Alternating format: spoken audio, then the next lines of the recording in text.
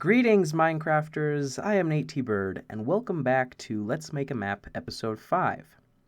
Now, before I get this episode started, I just want to apologize for the lack of videos.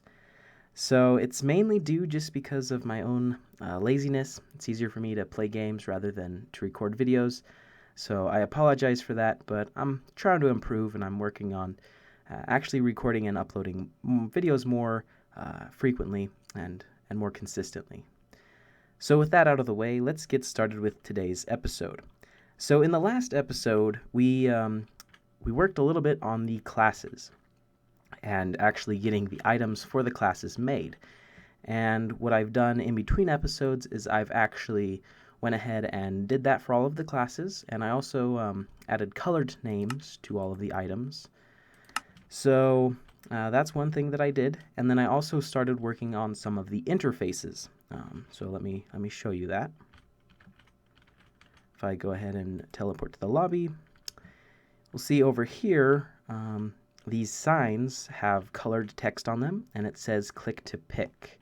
So when I right click to choose a class, it gives me all of the items for that class, and yeah, it gives me some regeneration so that I refill my hearts if I'm in adventure mode, which is what the player will be in. Then you'll see that they have more hearts. Now I've removed hunger. I haven't actually given the saturation effect constantly yet, but I will do that. I just don't want hunger to be a part of this map. So yeah, that's one thing that I did. Also, you can repick your class, so you can pick a different one. And then for the bosses, I've started laying out the system for how you choose to fight which boss. So here we have the Berserker boss. And as you can see, when I right-click, it doesn't do anything. That's because this is just choosing which boss you want to fight. And then when you actually want to start the fight, you click this sign over here. It summons the boss. It does the effects and all of that. Yeah. So right now, we have a few more class-based things to do before we can actually get into testing. Yeah, he's launching his axe at me. So we can go ahead and clear this by setting difficulty peaceful. For the Mage class, I want to give him some special abilities. Some of those special abilities would be like a fireball spell, so when he right-clicks, it'll actually launch a fireball.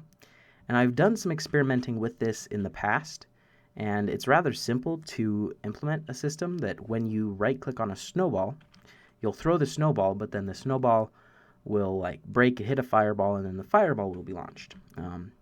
So that's what we're going to set up right now. Just let me grab a command block and get started. So this right here is the global clock. So for all of the games, this clock, for all of the bosses, this clock needs to be running. So we're going to put the class-based specials on this clock. So the basic idea is that when you throw a snowball, it becomes an entity. And then you can execute from that snowball entity the summon command to actually summon a fireball. But then because it summons the fireball directly inside of that snowball, it gets the motion that the snowball had previously. So let me set that up real quick. I'm going to grab some commands from another map that I've made just because it's easier that way, and then I'll show it to you when I'm done. Alright, that didn't take very long at all, so it's done. Here's the command. It's actually fairly short. So we're just executing at the snowball, and we're going to summon a fireball with no motion and no direction, but an explosion power of 1. We can change this to make the blast radius a little bit bigger, but for now 1 sounds good. So when I right-click to launch this snowball, it will summon a fireball, and the fireball will have the exact motion and direction that I was looking at. So let's say I want to hit that right there. And you'll see it's really accurate. I can go ahead and snipe that zombie right there. And that's the anti-peaceful machine, so it'll summon the zombie again. But I want this guy, the Mage class, to work with other classes. So let's just have an example real quick. So let's say I choose the knight and then my friend chooses the mage. So if he throws a fireball at me, it will damage me, and I don't like that. I think that the mage shouldn't be able to do friendly fire. The mage should be able to be more of a support class.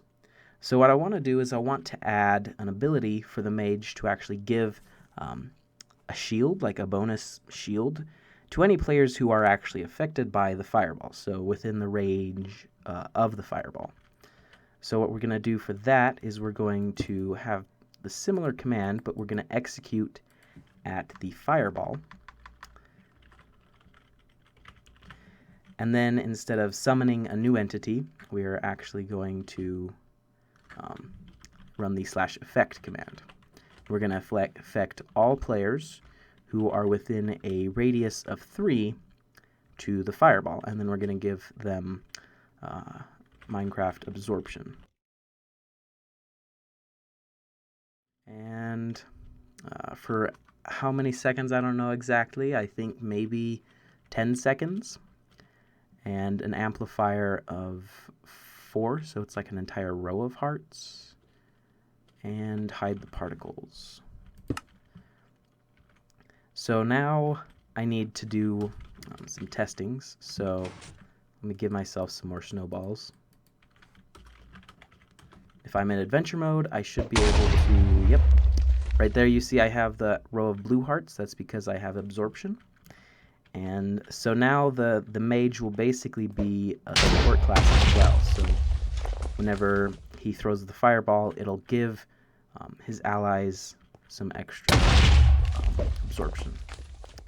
And as you can see, that can happen sometimes. So I'm going to add a few more command blocks that track how long the fireball has been in existence, and if it is staying put, basically like this. So the fireball got summoned, and then the snowball got destroyed too quickly to actually give it the motion. So we just need to give this motion after time to just make it explode. Yeah, I feel like I didn't explain that very well, but I'll add a few more things to make sure that doesn't happen. I'm also going to retexture the snowballs to actually look like fireballs.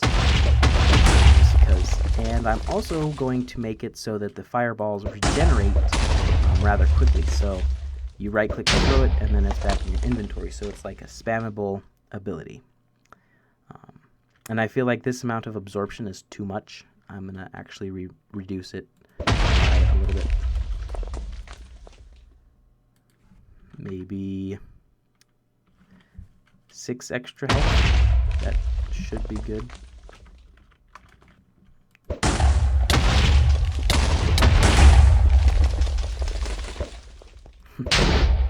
There we go. I still feel like that might be a little bit too much. We'll do some tweaking and balancing later to figure out what the exact, the proper value is for that. I almost forgot. I added a few more things off camera.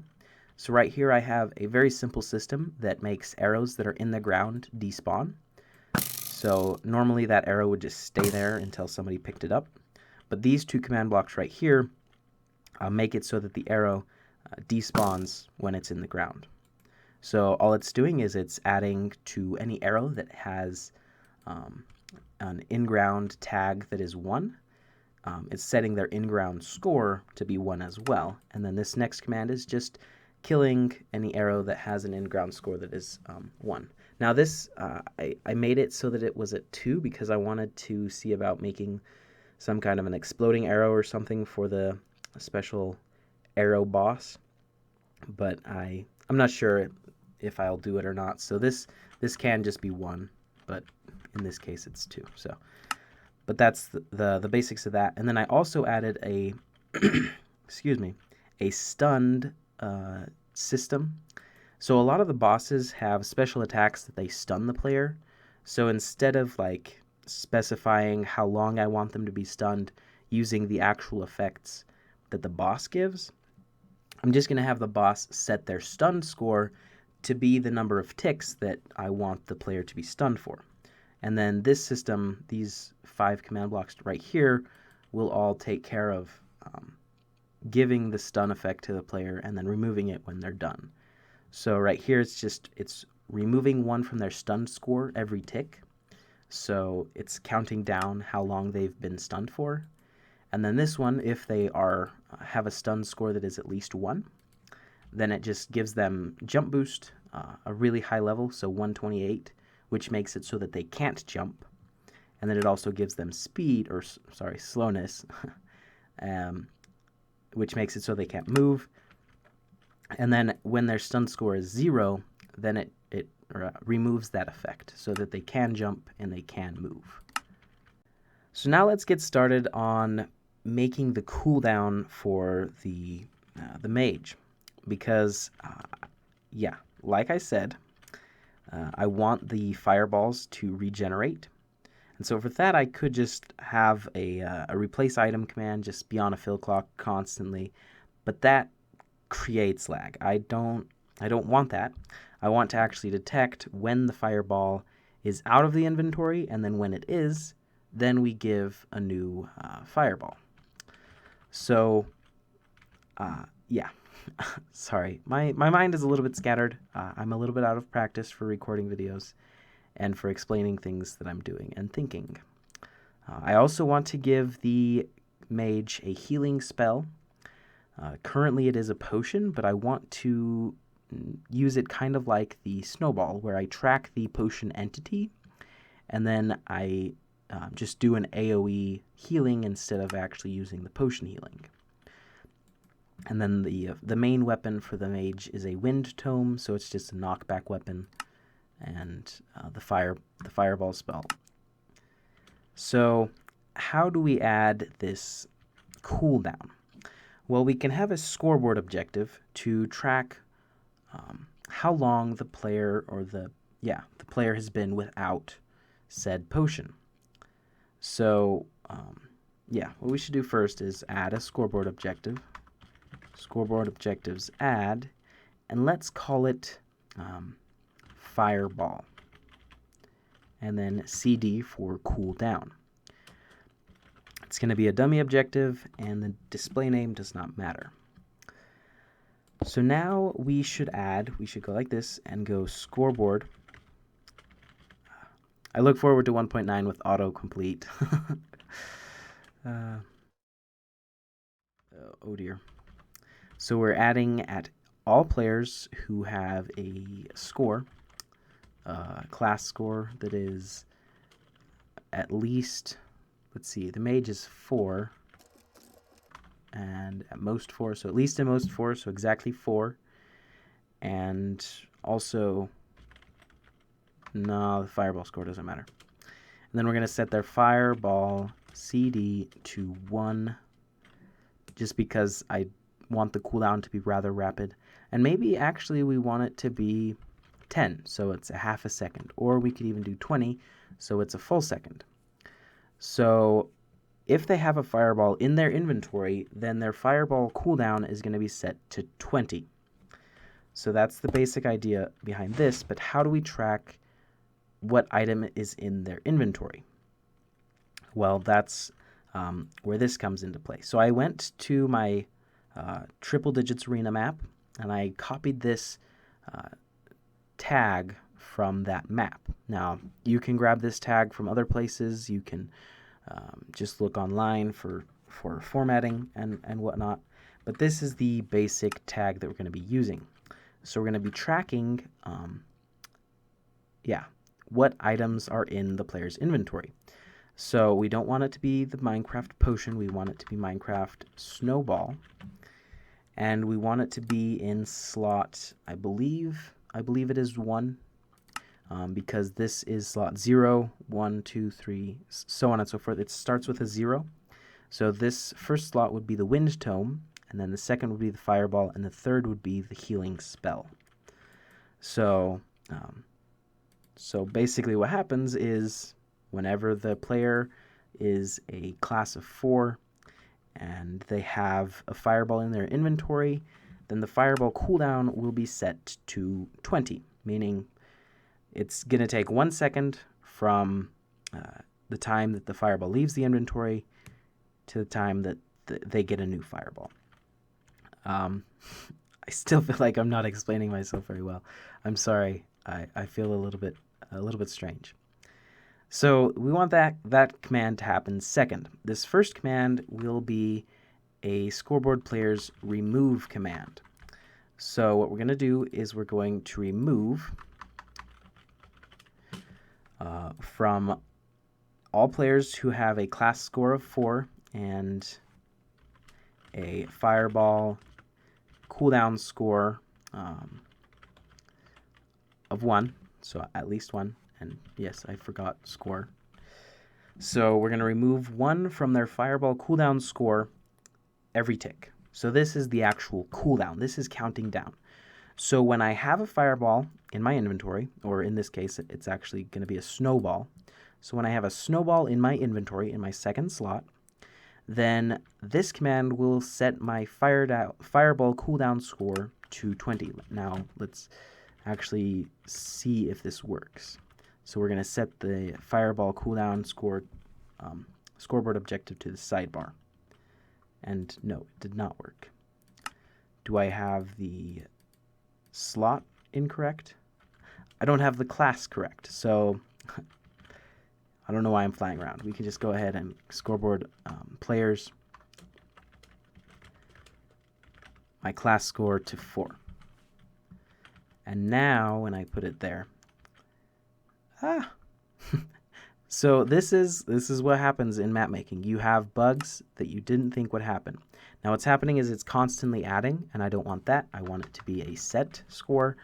So that's fairly simple to fix. So you'll see it's 20, and when I remove it, it counts down until it reaches 0, but then when I get a new one, it sets it back to 20. So now what we need to do is we need to add another command block. Now I'm gonna copy this fireball spell because this is my replace item command, and I'm gonna stick it right here. So whenever my class score is 4 and my fireball cooldown score, we're gonna add this to the end. So score underscore fireball CD underscore equals. So most is 0. So when it is at most 0, then it will run this replace item command to give me a new fireball. So currently I have one, throw it, a second later I get a new one. It's like magic. So when I'm in adventure mode, I will consume the snowball, and then it will give me a new one, consume it, new one, consume it, and so on and so forth. So that's the basics of this system, and I'm going to need to add this same system for the other potion spell, but I'm not sure exactly how I'm going to do it. I'm thinking maybe I would use like a carrot on a stick that you right-click on. I don't know. I'm still a little bit tossed about that because I don't want the healing spell to be spammable, and I also don't want it to affect the enemy mobs because, as you all know, undead mobs get damaged when healing potions are thrown at them, and then normal mobs or players get healed when healing potions are thrown at them, and I don't want that. I just want it to affect nearby players. So let me think about that a little bit more, and then I will, I'll work out some system and I'll show it to you when it's done. Well, I'm done, and the system is fairly short. I decided to go with the carrot on stick instead of using the healing potion. I, for some reason, couldn't detect for when that specific potion was thrown. So I just went with the stat.use carrot on a stick scoreboard objective. I named it use heal. So what happens is when the player right-clicks on the carrot on a stick, it will then set their use heal score to 1. So, and then when their score is 1, it removes their carrot on a stick. So it just clears it instantly. And then it affects, it executes from that player who just used the heal. It affects all players who are in the arena within a radius of 5. It gives them regeneration for 1 second, but it's a level 7. So essentially every tick it's going to heal a health, which this heals 1 full row of health. And I like using regeneration a little bit more because it's more flexible. Using instant health the amount that it heals doubles every time. And so it gets a little bit crazy, and it's not as easily controlled. And then the final command block just removes one from use heal if you have one in your used heal. So you right click, it heals, clears the thing, it heals, and then it removes your use heal score. And then over here I just set up the same cooldown system as I used in the other one. So we're just removing one from the heal cooldown, and then if they have carrot on a stick in their second inventory slot, or technically third, then it sets their cooldown to 200, so that's 10 seconds. And I can tweak these as much as I want. That's the nice part. If I want it to be less time between uses or more time between uses, I can just change this value right here, and it's really simple and really easy. And then right here, it just actually gives them the carrot on a stick. Now, I haven't changed this because I want to add some lore text to it to tell the player how to use the spells, and I also want to make this unbreakable and stuff. So, but I'll do that off camera because I'm running out of time for this episode. This took a lot longer than I thought it would, but hopefully in the next episode, I'll actually get a few more things done. And then we can actually fight some of the bosses. We can actually test, and I can show you what it's like to balance the fights. So thank you very much for watching. Sorry for the lack of videos. I hope this found you well, and have a fantastic day.